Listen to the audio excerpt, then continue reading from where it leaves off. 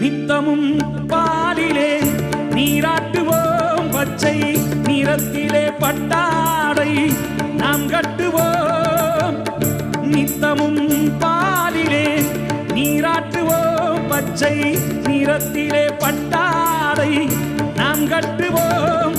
திருநீரின் தத்துவம் தந்தை என்போம், அதில் திகழும் குங்குமத்தை அன்னை என்போம். திருநீரின் தத்துவம் தந்தை என்போம், அதில் திகழும் குங்குமத்தை அன்னை என்போம்.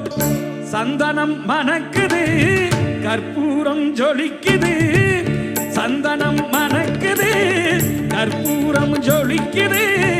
கந்தகிரி கோயில் வந்தால் நன்மையெல்லாம் நடக்குது.